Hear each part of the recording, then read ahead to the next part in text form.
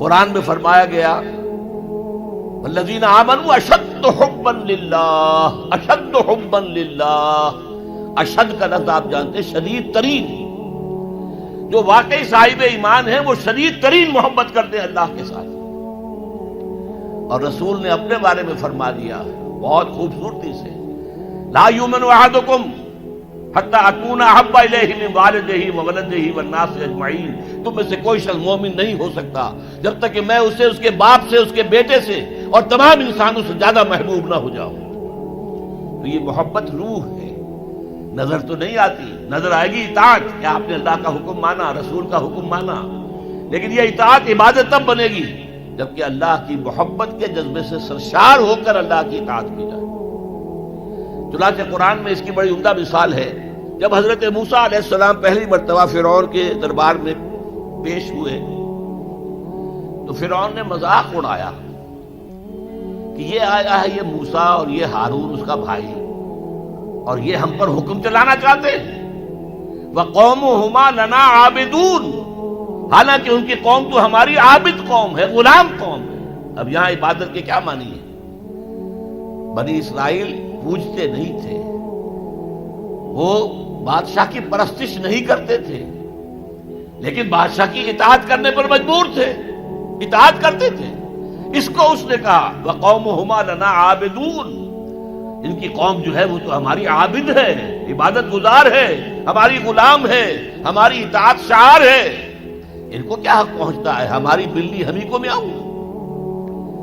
اچھا کوئی شخص کہہ دے کہ یہ تو فرعون کا لفظ ہے، آپ اسے دلیل کے طور پر لے آئے، اللہ کا لفظ تو نہیں ہے یہ، تو وہ بھی سن لیجئے۔ ایک دوسری ملاقات میں حضرت موسیٰ علیہ السلام نے جب دعوت پیش کی تو فرعون نے طنز کیا،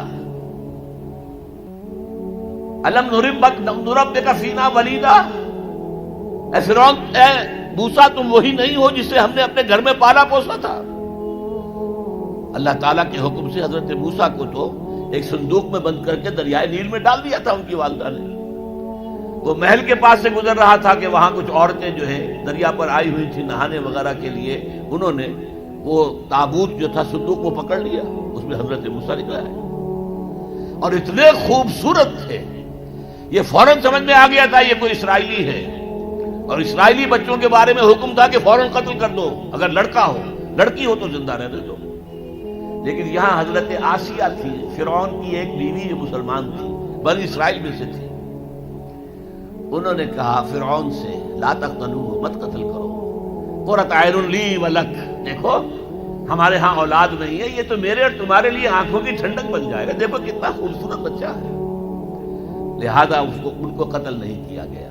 اللہ تعالیٰ نے ایک جگہ سورہ طٰہٰ میں احسان گنایا ہے حضرت موسیٰ پر، وَأَلْقَيْتُ عَلَيْكَ مَحَبَّةً مِّنِّي، میں نے اے موسیٰ تم پر اپنی محبت کا پردہ ڈال دیا تھا، ایسی محبت خدا بندی، ایسا ان کا جذبہ ابھرا لوگوں کے اندر کہ حضرت موسیٰ کو غضب نہیں پہنچایا گیا، محل میں پلے ہیں۔ تو اس کے بعد فرعون کی اس وقت تک اولاد نہیں تھی، بعد میں اولاد ہو گئی، لیکن وہ جو بعد میں اولاد ہونے والا جو ہے پیدا ہونے والا شہزادہ، وہ حضرت موسیٰ کو اپنا بڑا بھائی سمجھتا تھا۔ تو حضرت موسیٰ کو جب طعنہ دیا الم نربک فینا ولیدا، اے موسیٰ تم وہی نہیں ہو جسے ہم نے بچپن میں پالا پوسا تھا، ہمارے ٹکڑوں پر پلے اور آج ہمارے منہ کو آ رہے ہو۔ اس کا جواب کیا دیا حضرت موسیٰ نے؟ وَتِلْكَ نِعْمَةٌ تَمُنُّهَا عَلَيَّ أَنْ عَبَّدْتَ بَنِي إِسْرَائِيلَ، بڑا احسان کیا تو نے کہ مجھے اپنے گھر میں پال دیا اور میری ساری قوم کو غلام بنا رکھا ہے۔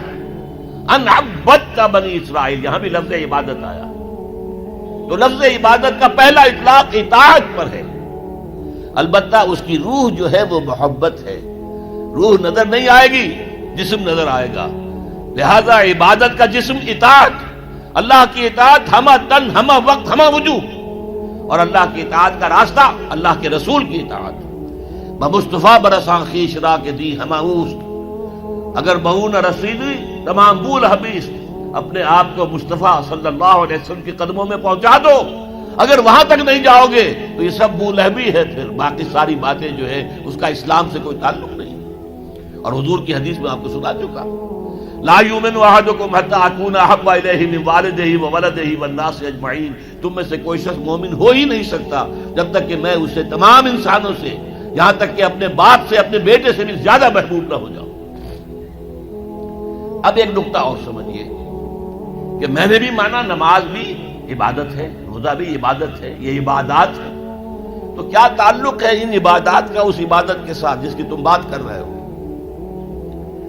دیکھیے، یہ کوئی تمبو کہیں لگا ہوا ہوتا ہے، شامیانہ ہے، تو چار اس کی طرف جو ہے وہ کھڑے ہوتے ہیں بانس، ان کے اوپر وہ شامیانہ تنا ہوا ہے۔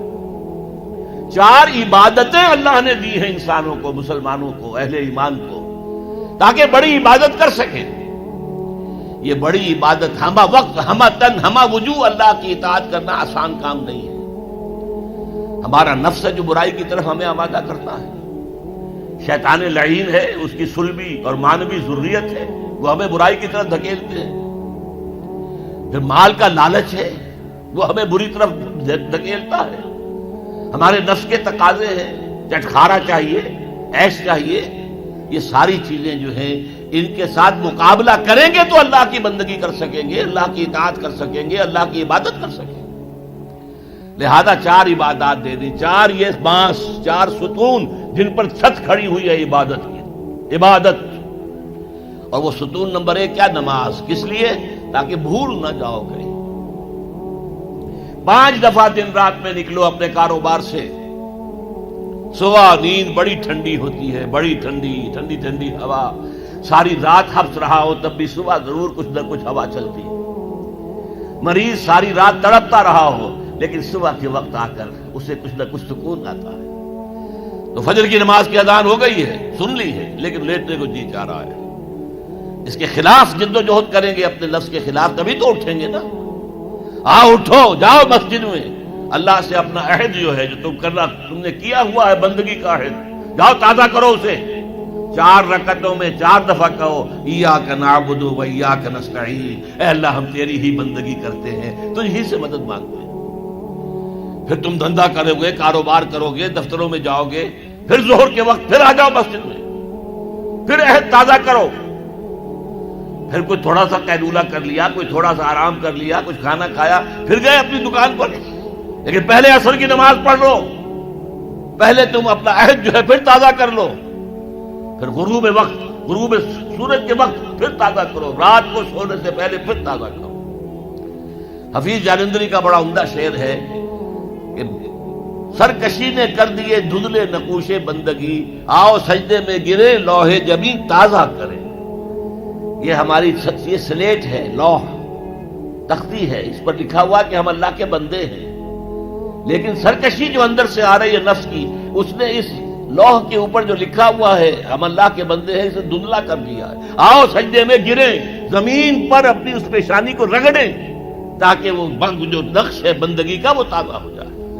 سرکشی نے کر دیے دھندلے نقوش بندگی، آؤ سجدے میں گریں لوح جبین تازہ